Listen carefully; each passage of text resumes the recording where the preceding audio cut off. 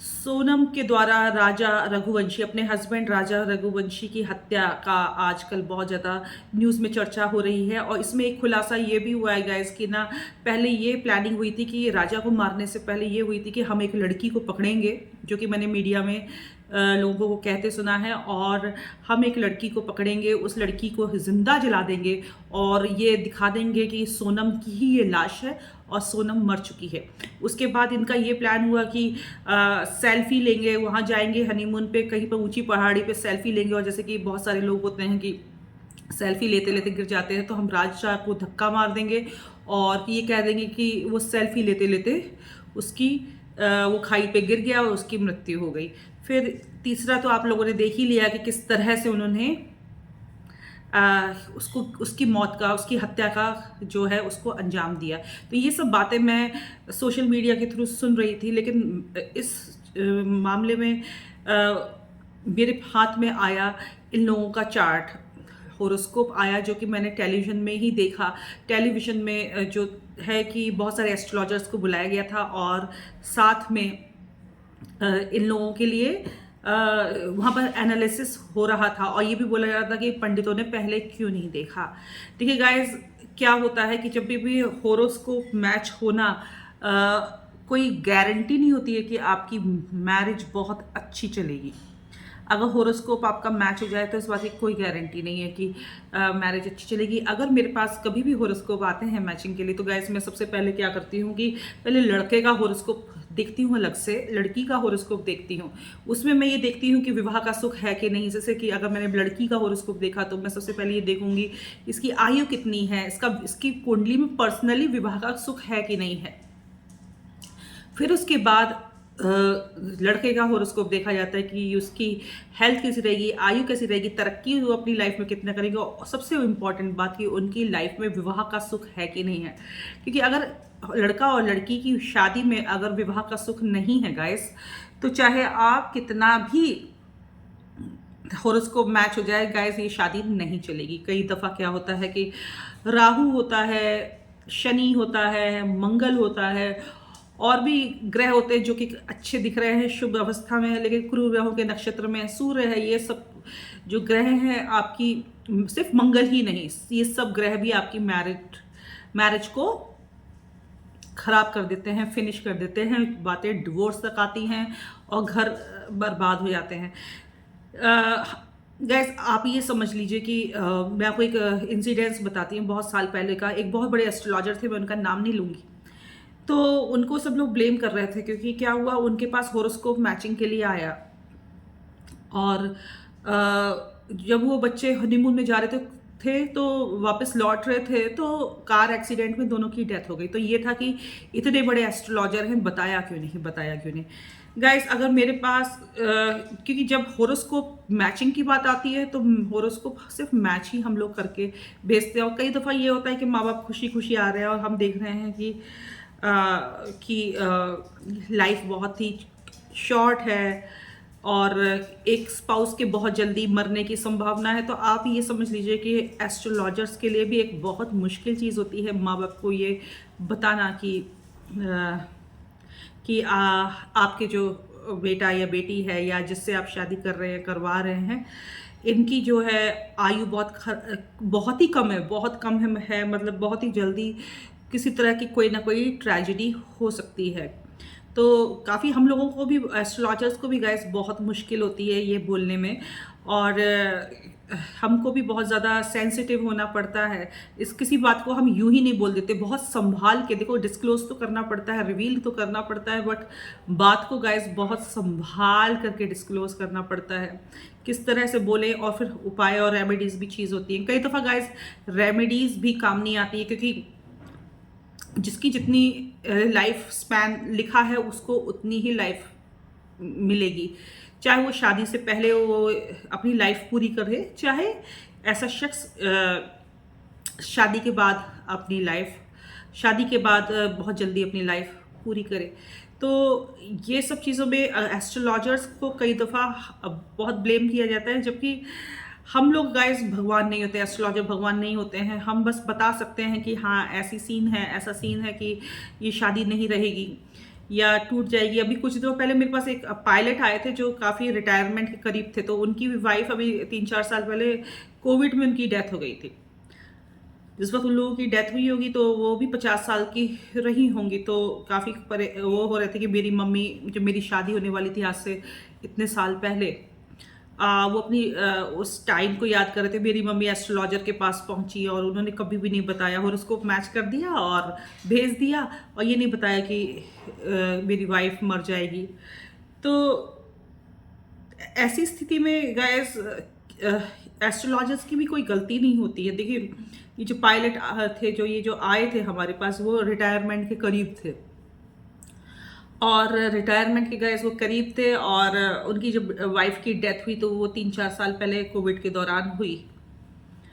अब वो बहुत लंबी उम्र अपनी वाइफ उनके साथ नहीं रही, तो इस बात का दुख तो है ही। लेकिन क्या होता है कि बहुत चीज़ों में एस्ट्रोलॉजर्स भी कुछ नहीं कर सकते हैं। कई दफ़ा होनी जो लिखा हुआ है वो नहीं टाला जा सकता है। और वैसे भी अभी मैं देख रही थी कि एक फेस रीडर भी आई हुई थी, जो सोनम रघुवंशी के चेहरे मोहरे को, आईज के विंक को, उसकी चीक बोन को, उसकी बिंदी लगाने के स्टाइल को, उसकी लिप्स को, इन सबको देख करके बता रही थी कि she is a bipolar disorder की शिकार है। और उसने राज, जो उसका बॉयफ्रेंड था, उसको भी देख करके उन्होंने बोला कि ये जो है ये इमोशनल किस्म के पर्सन है। लेकिन अगर इन्वेस्टिगेशन में बात आई तो ये था कि सोनम ने तो अपनी इच्छा जाहिर कर दी थी, लेकिन राज ने जो है लेकिन राज ने जो है, जो सोनम का बॉयफ्रेंड था, पूरा प्लान उसने रचा। अब बाकी के अगर फेस रीडिंग के द्वारा कहा जाए तो बाकी के सारे जो भी लोग उसमें शामिल हैं हत्याकांड में गाइस, तो उन सब का फेस तो सबका बहुत ही अलग था। हर किसी की विंक आइज नहीं थी, हर किसी की चीक बोन बहुत हाई नहीं थी। सब लोग दुबले पतले लोग थे, बहुत ही सॉफ्ट चेहरे वाले लोग थे। तो गाइस आखिर ये हुआ तो हुआ कैसे? तो ये होता है गाइस कि ना, कुछ सोल्स का कॉन्ट्रैक्ट होता है। कई दफ़ा बहुत सारी जो सोल्स होती हैं वो पैदा होती हैं एक उद्देश्य के साथ, एक एम के साथ। और जैसे कि आपने सुना होगा soulmate, soul family, soul tribes.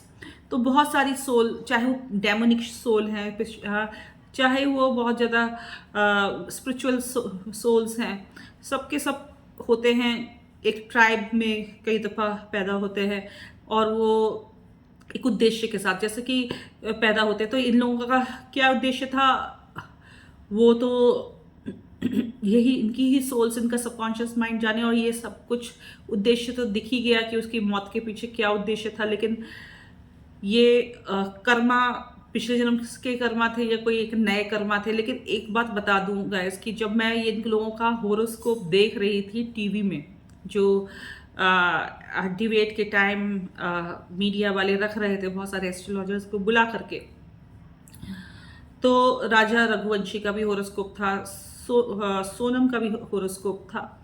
और उनमें एक समानता देखो ये थी कि तो मांगलिक दोष थे दोनों में।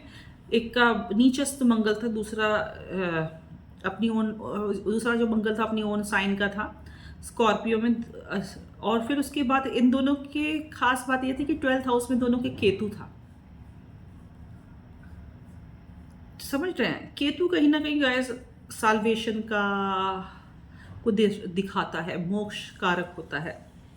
अब ये ऊपर से मतलब कि ये एनालिसिस है होरोस्कोप का। अभी ये नहीं पता कि बाकी के सारे होरोस्कोप्स, क्योंकि एक इंसान का D1 चार्ट ही नहीं, कई सारे चार्ट्स होते हैं, D1, D9, D10, D13, D12, मतलब कि बहुत सारे चार्ट्स एक इंसान, एक ह्यूमन के होते हैं। तो और फिर ऊपर से नक्षत्र, किस नक्षत्र में कौन सा ग्रह बैठा हुआ है। लेकिन ये बात है कि कहीं ना कहीं मुझे, जब मैं ये एनालिसिस कर रही हूँ, तो मुझे कहीं ना कहीं ये नहीं लगता कि ये 1% लगता है कि कोई नया कर्मा क्रिएट हुआ है जो लोग नहीं देख रहे हैं होरोस्कोप को। जब मैं होरोस्कोप को देखती हूँ तो मेरे को ये लगता है कि ये कोई कर्मा है जो पिछले जन्म से आ रहा है, जो कि पिछले जन्म से इस जन्म में प्रवेश कर रहा है, ये जो कर्मा है। और गाइस इसीलिए कहते हैं कि जब आप मर रहे हो या जीते जी भी,